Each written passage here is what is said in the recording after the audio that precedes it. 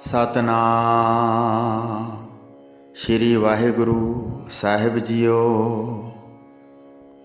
आज हमारा बने फाग, प्रभ संगी मिल खेलन लाग।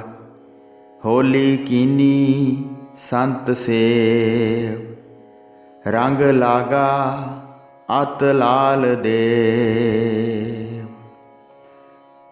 परम सन्मानयोग गुरु रूप गुरु खालसा साध संगत जी, वाहिगुरु जी का खालसा वाहिगुरु जी की फतेह।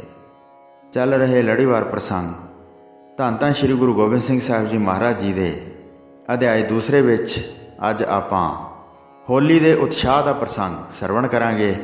आओ बड़े प्रेम नाल यह प्रसंग सरवण करिए। गुरु जी खालसा पंथ की साजना करना चाहते सन। फग्गण का सुहावना महीना आया, सारे खुशी वधा के हिरदे विच गाउंदे सन। सारिਆਂ विच बसंत राग प्रदान करके चतुर लोग होर राग गाउंदे सन। श्री आनंदपुर साहिब विच वड्डा आनंद छा गया। जिथे किथे गुरु जी के चरणों की बंदना के गीत गा रहे सन। होले का मेला चल के आ गया। चारे पासियां तो मनुख इकट्ठे होके आ गए। चारे वर्ण गुरु जी के सिख सन। गुरु जी के दर्शन करने वास्ते बहुत चल के आए। पूरब वालों जगन्नाथ तक संगत आई। होर टापुओं की भी संगत इकट्ठी होके आई। दक्षिण वाले पासे द्वारका तक दे सिख इकट्ठे होके पहुँचे। पश्चिम वाले पासे बलक बुखारे तक दे सिख वड्डा आनंद धार के आए सन। उस तरह ही उत्तर वाले पासे तो कमाऊ अते कश्मीर तो सिख वहीरां घत के आउंदे सन। कित्थों तक देशां ते नगरां नूं गिणीए ते कित्थों तक संगत का नाम कहीए। 10वें पातशाह का जस दूणा चौगणा ते किते 10 गुणा वध गया सी। दर्शन करन दी अभिलाषा पैदा हुंदी सी तां वड्डी प्रेम भावना रख के चले आउंदे सन। यथा शक्ति उपहार लै लैके गुरु जी के दरबार विच अर्पण करना चाहुंदे सन। होली के दिन नीयत करते हैं। सारे सिख घरां तो चल पैंदे सन। श्री आनंदपुर साहिब विच आके डेरा करते सन, जिथे सदा ही वड्डा आनंद मंगल हुंदा सी। शब्द कीर्तन की धुन उठती सी, मानो एक समान अमृत की घटा वर्ष रही सी। नगारे अते रबाबां बहुत उच्ची उच्ची वज रहीआं सन। सुंदर सितार, दो तारा अते सरंदा ताल विच मिल के वज रहा सी ते बड़ा आनंद दे रहा सी। श्री गुरु तेग बहादुर जी का जिथे वड्डा दरबार शोभदा सी, उत्थे संगतां दा वड्डा मेल लगा। नट राग सारंग ते मल्हार गाउंदे सन। सब प्रकार के रागां का उचारण करते सन। मिल मिल के गुणी लोग प्रसन्नता धार रहे सन। जिथे जिथे गुरु जी के बैठण के स्थान सन, उत्थे वड्डा दीवान ला के बैठ गए। फिर बहुत संगत आई। मृदंग की वजदी धुनी शोभा पा रही सी। गुरु जी के दर्शन करना चाहते सन, इसलिए डेरे लाए सन। श्री आनंदपुर साहिब विच बहुत वड्डी भीड़ हो गई। एक गुर भाई नूं अपना सच्चा रिश्तेदार जानते सन। आपस में बैठ के प्रीत वधाउंदे सन। बाहर निकल के गुरु जी की उड़ीक करते सन। हिरदे विच दर्शन करन दा मनोरथ धारण कीता सी। कई गुरबाणी का पाठ करते सन, कई अर्थां की व्याख्या करते सन, कई सुन के कमाउंदे सन, कई सतनाम का सिमरन करते सन। बहुत धन का कड़ाह प्रसाद करवाउंदे सन। उस समय गुरु जी पास अरदास करते सन। हथ जोड़ के इकट्ठे हो जाते सन ते एक समान वंड के छकते सन। किते पुराणा की कथा हुंदी सी। पहलां सूरमिਆਂ दे जिवें जंग होए सन, कवि जन मिल के कविता बनाउंदे सन। बहुत धन अते रोजी पाउंदे सन। गुणी लोहार लोहे नूं घड़दे सन ते बहुत विधियां नाल अजीब शस्त्र बनाउंदे सन। नेज़े तीर बंदूक अते तलवार घड़ घड़ के हथियार अर्पण करते सन।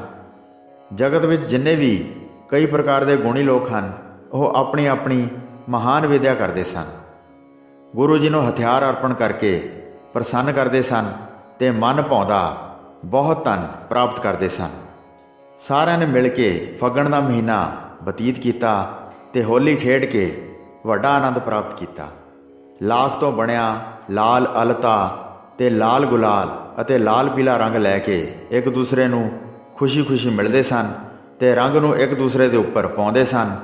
पाए हुए वस्त्र कई प्रकार के रंग धार लेंदे सन। सारिਆਂ ਦੇ मुखड़िਆਂ ते ਲਾਲ ਗੁਲਾਲ ਜੰਮ ਗਿਆ। ਉਸ ਸਮੇਂ ਪਛਾਣੇ ਨਹੀਂ ਸੀ ਜਾਂਦੇ। ਮਤਵਾਲਿਆਂ ਵਾਂਗ ਇੱਕੋ ਜਿਹੇ ਹੋਏ ਫਿਰ ਰਹੇ ਸਨ ਤੇ ਪ੍ਰੇਮ ਨਾਲ ਰੰਗੇ ਹੋਏ ਸ਼ਬਦ ਗਾਇਨ ਕਰਦੇ ਸਨ। ਸ਼੍ਰੀ ਅਨੰਦਪੁਰ ਸਾਹਿਬ ਦੀ ਗਲੀ ਗਲੀ ਉਸ ਸਮੇਂ ਇੱਕ ਸਮਾਨ ਲਾਲ ਹੋ ਗਈ, ਮਾਨੋ ਘਟਾ ਨੇ ਹੀ ਲਾਲ ਰੰਗ ਧਾਰਨ ਕਰ ਲਿਆ ਸੀ।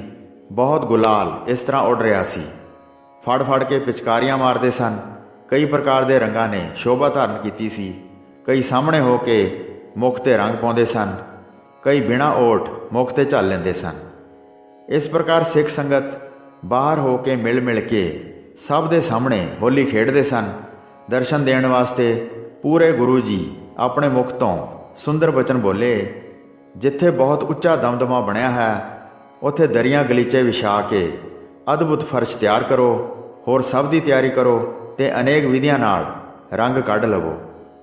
ਅਣਗਿਣਤ ਅਲਤਾ ਅਤੇ ਗੁਲਾਲ ਉੱਥੇ ਲਿਆ ਕੇ ਛੇਤੀ ਹੀ ਧਰ ਦਿਓ। ਸਾਰੀ ਸੰਗਤ ਦੇ ਡੇਰਿਆਂ ਵਿੱਚ ਜਾਵਾਂਗੇ। ਇਸ ਸਮੇਂ ਦਰਸ਼ਨਾਂ ਦੀ ਖਬਰ ਕਹਿ ਦਿੱਤੀ। ਮੇਵੜਾ ਇਹ ਸਾਰੀ ਕਾਰ ਕਰਦਾ ਸੀ। ਸਾਰਾ ਸਮਾਨ ਤਿਆਰ ਕਰੋ। ਗੁਰੂ ਜੀ ਦਾ ਹੁਕਮ ਸੁਣ ਕੇ ਸਾਰੇ ਉੱਚੇ ਦਮਦਮੇ ਵਿੱਚ ਪਹੁੰਚ ਗਏ। ਜਿਹੜੀ ਜਿਹੜੀ ਵੀ ਆਗਿਆ ਹੋਈ ਸੀ ਤੁਰੰਤ ਕੀਤੀ। ਸਾਰੀ ਸਮੱਗਰੀ ਧਰ ਕੇ ਹੋਲੀ ਖੇਡਦੇ ਸਨ। ਸਭ ਸੰਗਤ ਨੂੰ ਫਿਰ ਖਬਰ ਹੋਈ। ਸਾਰੇ ਹੀ ਆਨੰਦ ਨਾਲ ਭਰ ਗਏ। ਆਪਣਾ ਆਪਣਾ ਉਪਹਾਰ ਲੈ ਲਿਆ। ਫਿਰ ਹੋਲੀ ਖੇਡਣ ਦਾ ਸਮਾਨ ਲੈ ਲਿਆ। ਗੁਰੂ ਜੀ ਨੇ ਸਫੇਦ ਪੁਸ਼ਾਕ ਪਹਿਨੀ ਹੋਈ ਸੀ। ਸਾਰੇ ਸਰੀਰ ਉੱਤੇ ਅਦਭੁਤ ਸ਼ੋਭਾ ਛਾ ਰਹੀ ਸੀ। ਮੋਤੀ, ਹੀਰੇ ਅਤੇ ਜਵਾਹਰ ਲੱਗੇ ਸਨ। ਸੁੰਦਰ ਗਹਿਣੇ ਪਾਏ ਸਨ ਜਿਨ੍ਹਾਂ ਦੀ ਚਮਕ ਜ਼ਾਹਰ ਹੋ ਰਹੀ ਸੀ। ਗੁਰੂ ਜੀ ਆਪਣੇ ਘਰ ਤੋਂ ਨਿਕਲ ਕੇ ਆ ਗਏ।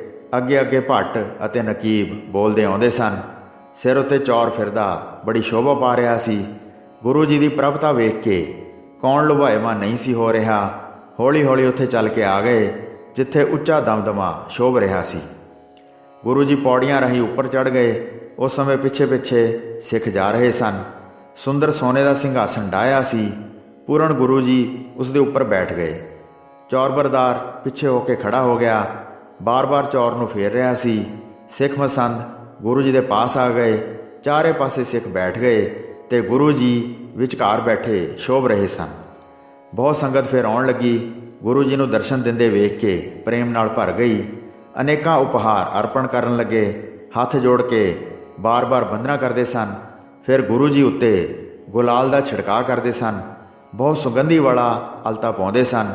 ਫਿਰ ਸਿੱਖ ਆਪਸ ਵਿੱਚ ਖੇਡਣ ਲੱਗ ਗਏ। ਅਨੇਕ ਰੰਗਾਂ ਵਿੱਚ ਵਸਤਰ ਰੰਗੇ ਗਏ। ਕਿੱਥੋਂ ਤੱਕ ਇਸ ਕੌਤਕ ਬਾਰੇ ਕਹਾਂ।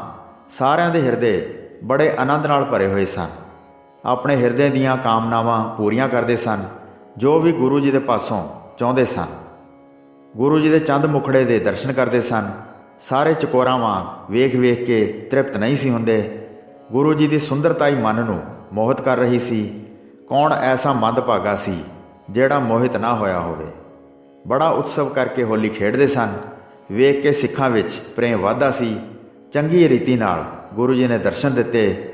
ਫਿਰ ਸਤਿਗੁਰੂ ਜੀ ਦਾ ਉੱਠਣ ਨੂੰ ਚਿੱਤ ਕੀਤਾ। ਫਿਰ ਗੁਰੂ ਜੀ ਨੇ ਆਪਣੇ ਘਰ ਵਿੱਚ ਜਾ ਕੇ ਸ਼ੋਭਾ ਪਾਈ। ਸਫੇਦ ਬੱਦਲ ਵਿੱਚ ਜਿਵੇਂ ਚੰਦ ਪ੍ਰਵੇਸ਼ ਕਰ ਜਾਂਦਾ ਹੈ, ਸਾਰੀ ਸੰਗਤ ਆਪਣੇ ਆਪਣੇ ਡੇਰੇ ਵਿੱਚ ਚਲੀ ਗਈ। ਉੱਥੇ ਜਾ ਕੇ ਗੁਰੂ ਜੀ ਦੇ ਗੁਣਾਂ ਦਾ ਵਰਣਨ ਕਰਦੇ ਸਨ। ਗੁਰੂ ਜੀ ਦੀ ਪੁਰਾਣੀ ਪਰੰਪਰਾ ਅਨੁਸਾਰ ਅੱਜ ਵੀ ਸ਼੍ਰੀ ਹਜ਼ੂਰ ਸਾਹਿਬ ਵਿਖੇ ਤਖਤ ਦੇ ਜਥੇਦਾਰ ਆਪਣੇ ਸਿੰਘਾਂ ਨਾਲ ਹੋਲੀ ਦਾ ਉਤਸਵ ਮਨਾਉਂਦੇ ਹਨ। ਨਿਹੰਗ ਸਿੰਘ ਜਥੇਬੰਦੀਆਂ ਵੀ ਹੋਲੇ ਮਹੱਲੇ ਦਾ ਉਤਸਵ ਬੜੇ ਚਾਅ ਨਾਲ ਮਨਾਉਂਦੀਆਂ ਹਨ ਤੇ ਸਾਰੀਆਂ ਸੰਗਤਾਂ ਅੱਜ ਵੀ ਸ਼੍ਰੀ ਅਨੰਦਪੁਰ ਸਾਹਿਬ ਜਾ ਕੇ ਇਕੱਠੀਆਂ ਹੋ ਕੇ ਗੁਰੂ ਜੀ ਦੀਆਂ ਖੁਸ਼ੀਆਂ ਪ੍ਰਾਪਤ ਕਰਦੀਆਂ ਹਨ। ਸੋ ਸਾਧ ਸੰਗਤ ਜੀ, ਇੱਥੇ ਤੀਸਰੀ ਰੁੱਤ ਦਾ ਦੂਸਰਾ ਅਧਿਆਇ ਸਮਾਪਤ ਹੁੰਦਾ ਹੈ ਜੀ। ਪ੍ਰਸੰਗ ਸੁਣਾਉਂਦੇ ਹੋਈਆਂ ਅਨੇਕ ਭੁੱਲਾਂ ਚੁੱਕਾਂ ਦੀ ਖਿਮਾ ਬਖਸ਼ਣੀ ਜੀ। ਦਾਸ ਨੂੰ ਆਗਿਆ ਦਿਓ। ਵਾਹਿਗੁਰੂ ਜੀ ਕਾ ਖਾਲਸਾ, ਵਾਹਿਗੁਰੂ ਜੀ ਕੀ ਫਤਿਹ।